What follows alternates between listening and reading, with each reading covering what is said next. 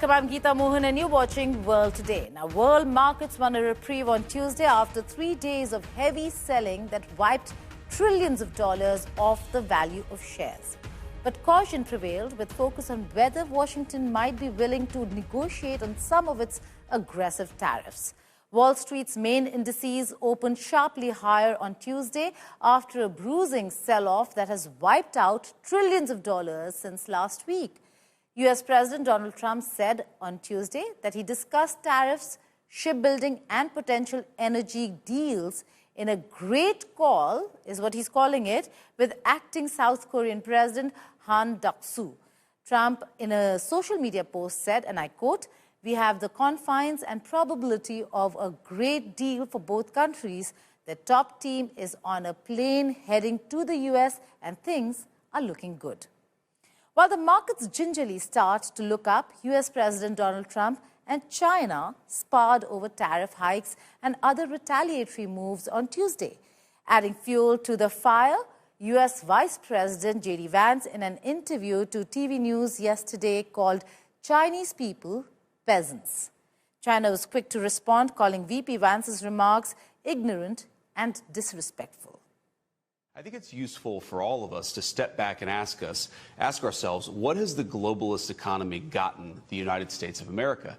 And the answer is fundamentally it's based on two principles: incurring a huge amount of debt to buy things that other countries make for us. And to make it a little bit more crystal clear, we borrow money from Chinese peasants to buy the things those Chinese peasants manufacture. That is not a recipe for economic prosperity. It's not a recipe for low prices, and it's not a recipe for good jobs in the United States of America. China's position on China-US trade relations has been made very clear. It is surprising and saddening to hear such ignorant and disrespectful remarks from this vice president.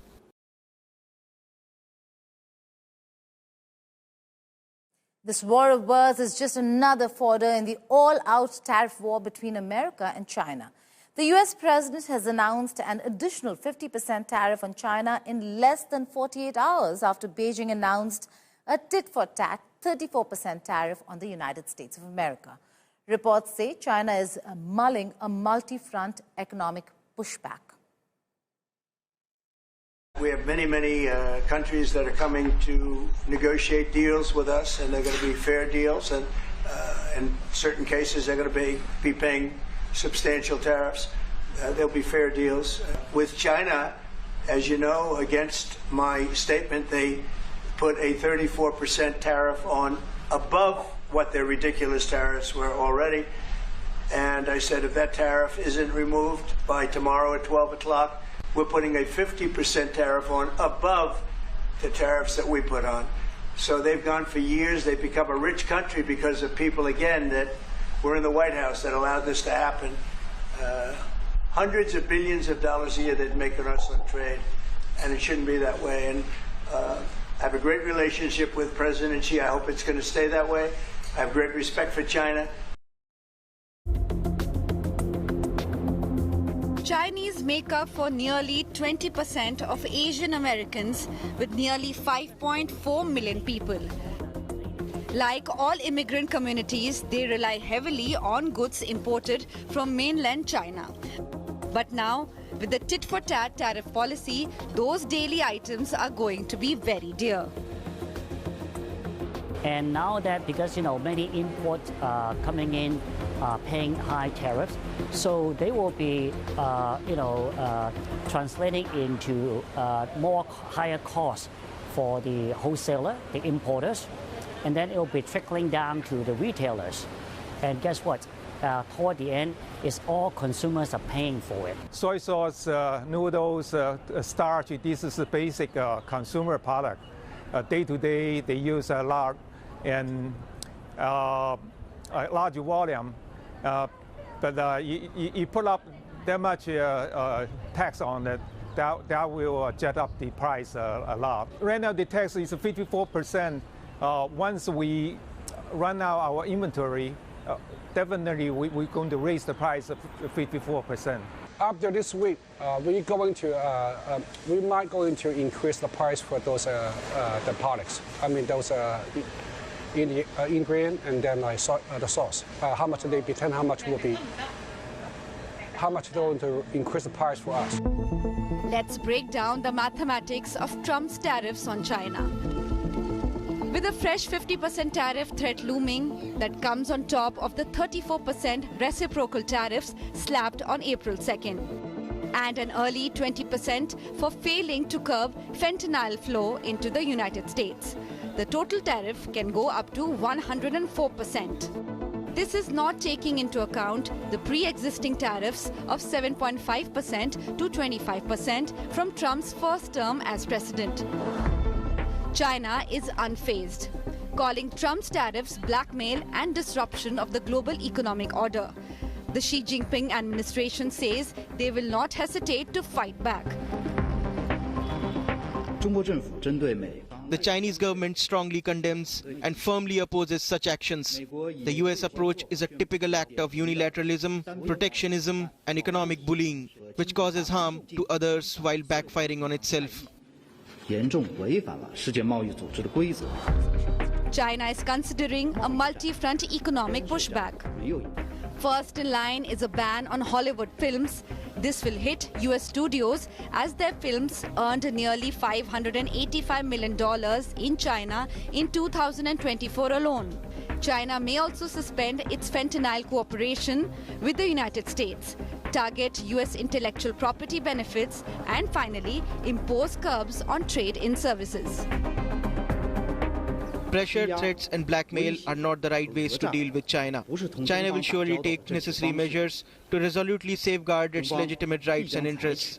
If US disregards the interests of both countries and the international community and insists on engaging in tariff war and trade war, China will fight to the end. With both Beijing and Washington refusing to bend even a little, it is the people in the end who will pay the price of this tit-for-tat tariff war. Bureau Report, India Today.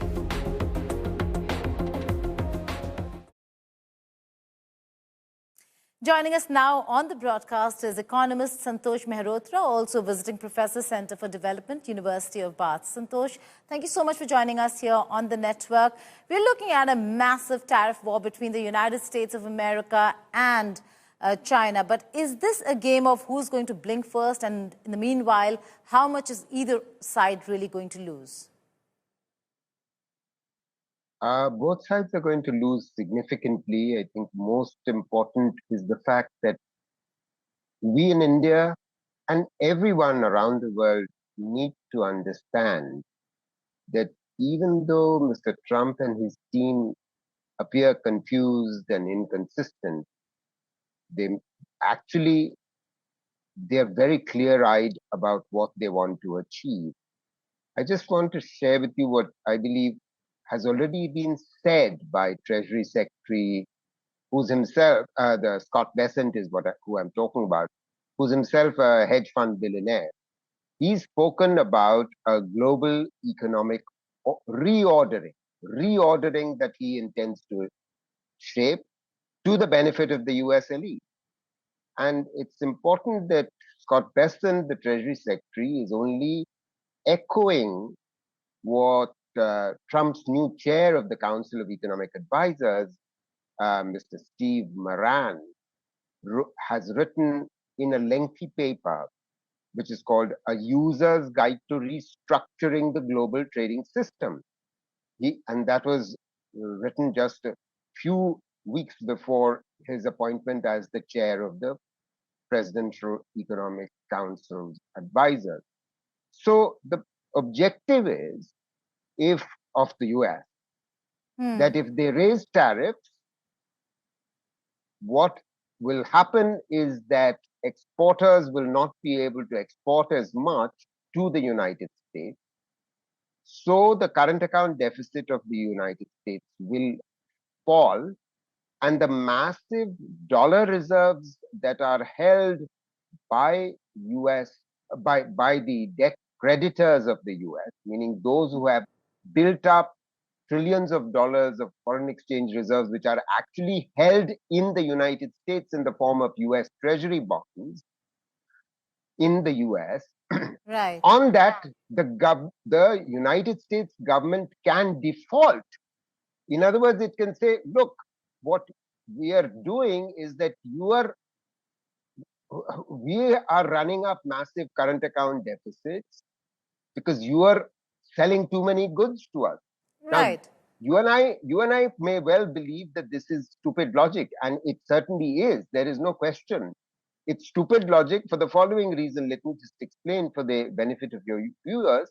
Because the reason why the United States is a massive importer, meaning it imports much more than it exports, is because the US government runs a massive deficit.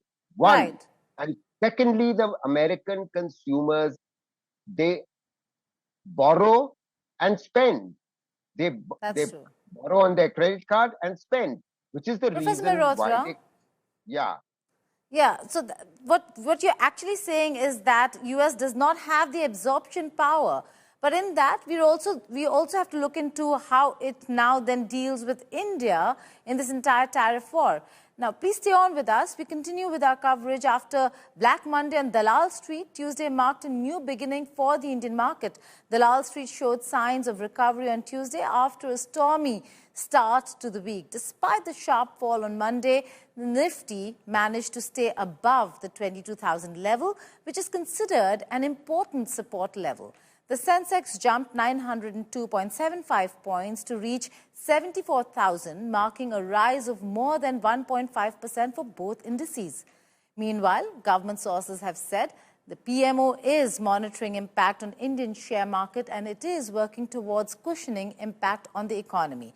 Sources also said PSUs have been asked to distribute profits to investors. Meanwhile, External Affairs Minister Dr. S. Jaishankar dialed US Secretary of State Marco Rubio, where the two nations agreed that it is important to conclude a bilateral trade agreement soon.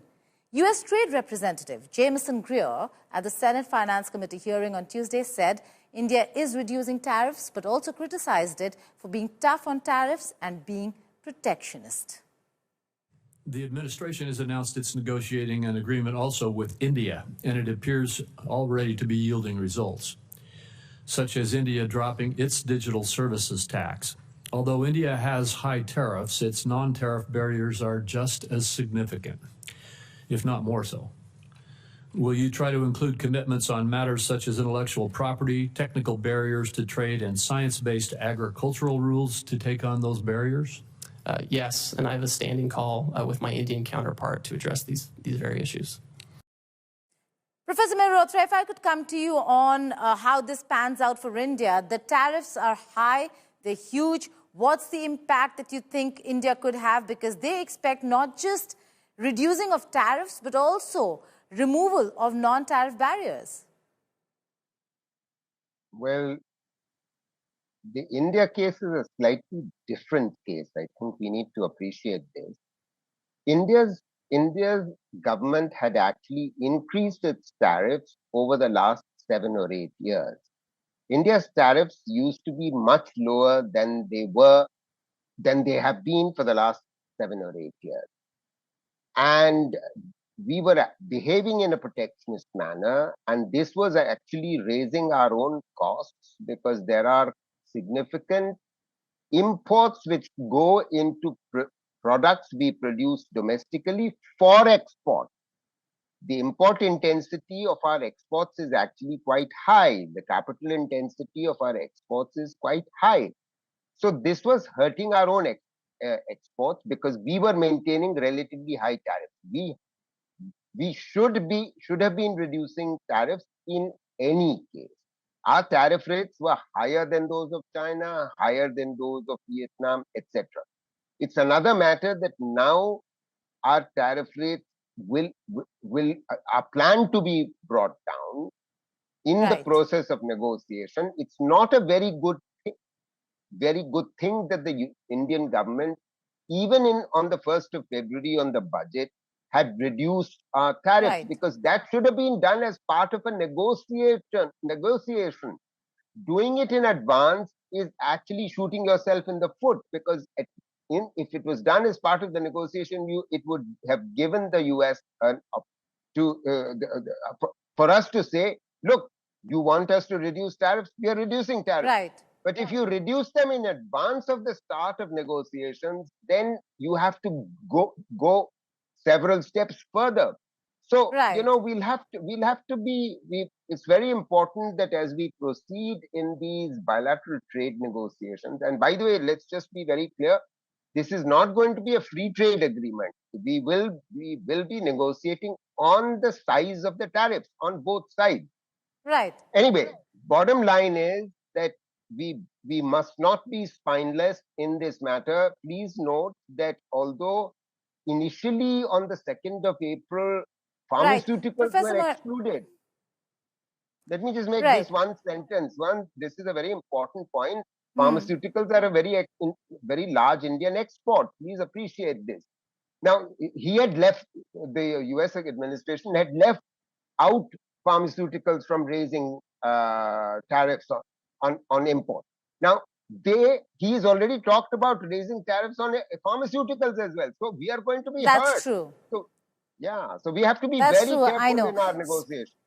So very careful in our negotiations is what is being advised by economist Santosh Mehrotra. Thank you so much for joining us here on the network.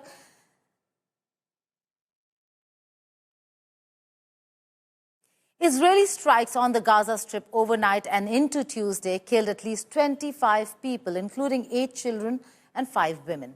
Israel has dramatically expanded its footprint in the Gaza Strip since relaunching its war against Hamas last month. It now controls more than 50% of the territory and is squeezing Palestinians into shrinking wedges of land.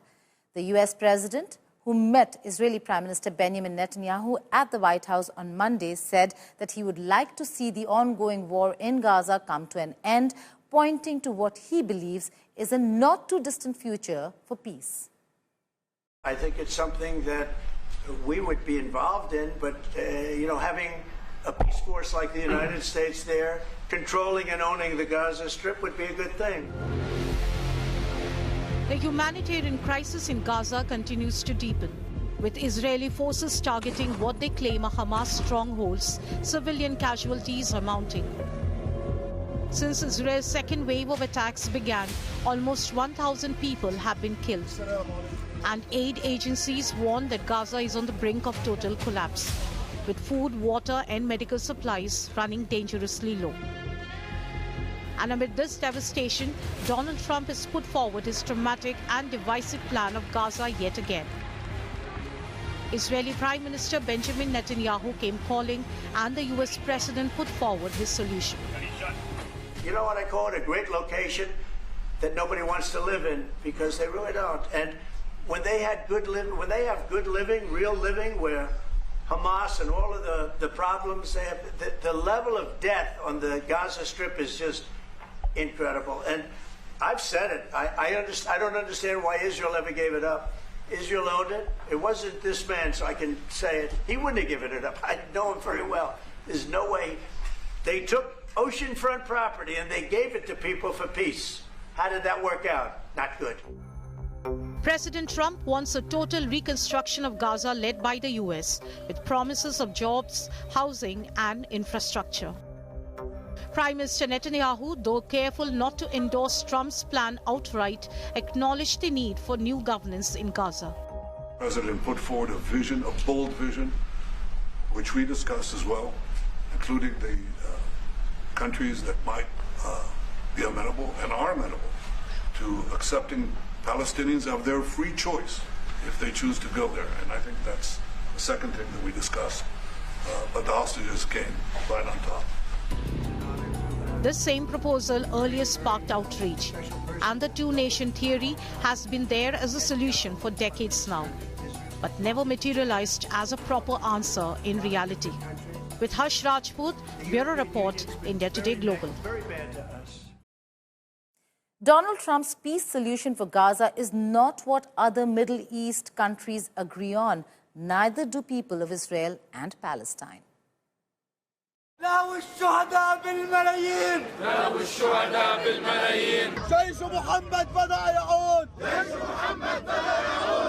People in Israel and in Gaza enclave are protesting. Both Palestinians and Israelis are not happy with their respective governing authorities. The long-drawn Hamas-Israel war has killed and separated families. Neither are they content with the solution proposed by the US president. We are here today actually to send a very clear message to our Prime Minister. Your problems are here, we are your citizens, and you have to solve the problem with us. Going to Hungary, then to the US will not solve any problem. We have to solve the problems here. Stop dividing us. The Supreme Court, the army, the security services, the police, we are here forever. You fail. Enough blood, by God. A message from me, Mr. Trump, Mr. Netanyahu. Enough war, enough bloodshed among children. You are killing innocent children. You are not killing the resistance. If you were killing the resistance, it would have ended in the first place.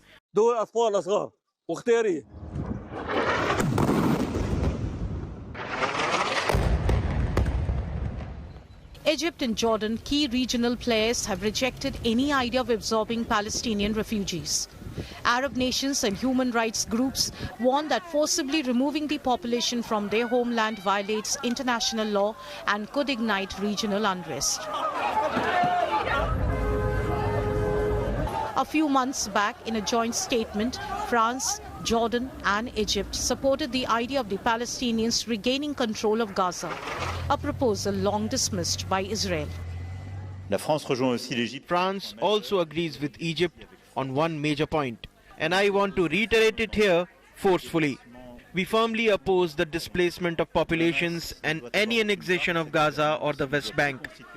This would be a violation of international law and a serious threat to the security of the entire region, including that of Israel.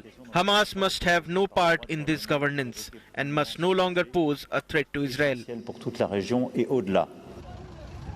The region emphasizes on post-war roadmap that respects Palestinian sovereignty and avoid unilateral moves that risk worsening the crisis.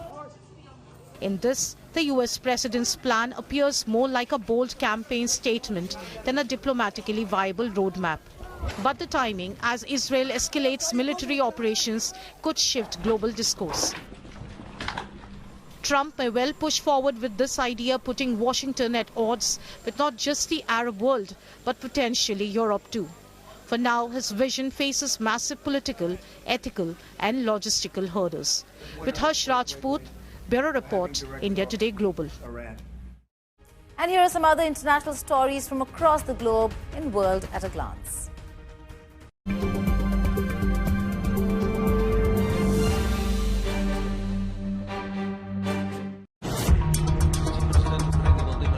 On Tuesday, Ukrainian President Volodymyr Zelensky said that Ukraine has captured 2 Chinese men fighting on Russia's side in eastern Ukraine. Beijing is a close ally of Moscow, but is not publicly known to have directly aided in the Kremlin's full-scale invasion of Ukraine. Writing on X, where he posted a video of one of the men, Zelensky said, Kyiv has information suggesting that there are many more Chinese citizens in the occupiers' units, and that he ordered officials to obtain a response from Beijing. We captured Chinese soldiers on Ukrainian territory. Ukrainians entered the battle in Donetsk region, in Tarasivka and Belorvika. With 6 Chinese soldiers, 2 were captured.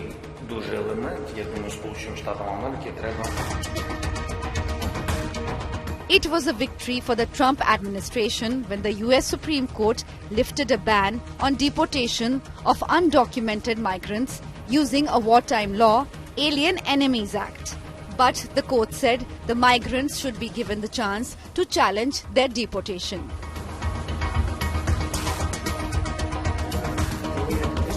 US President Donald Trump said the US and Iran will hold direct talks over a possible new nuclear deal on Saturday. But Tehran confirmed that talks with the US in Oman would happen, but would be indirect discussions through a mediator. Trump had pulled out of 2015 nuclear deal between Iran and world powers.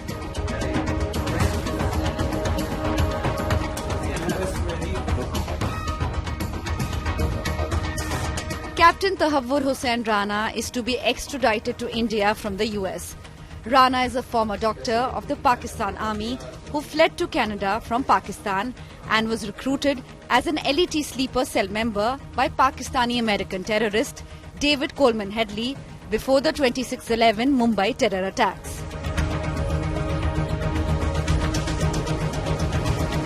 Prince Harry made a rare public appearance in Britain on Tuesday at London's Royal Courts of Justice, where he's fighting the government over changes made to his security after he stepped down from his royal duties.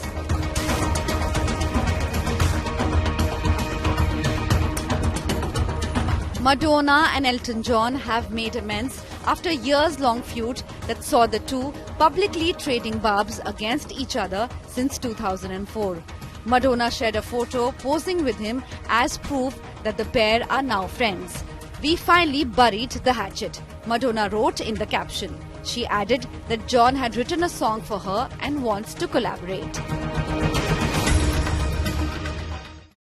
And this is what we call an interesting collaboration. A Russian spacecraft safely delivered an American astronaut, Jonathan Kim, and 2 Russian cosmonauts to the International Space Station. The Russian Soyuz 2.1A rocket blasted off from the Baikonur Cosmodrome in Kazakhstan, carrying Kim and Russians Sergei Ryzhikov and Alexei Zubritsky.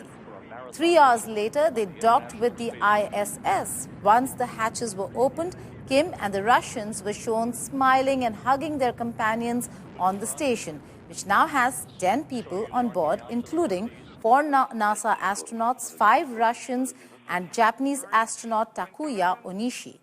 Moscow has hailed this expedition as an example of fruitful Russia-US space cooperation. Rate point 1. We have contact. We have capture. At 3.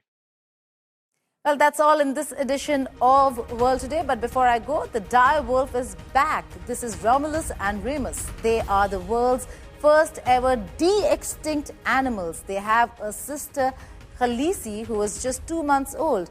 The dire wolf, lost to history over 10,000 years ago, has returned. Reborn on the 1st of October 2024, these remarkable pups were brought back to life using ancient DNA extracted from fossilized remains.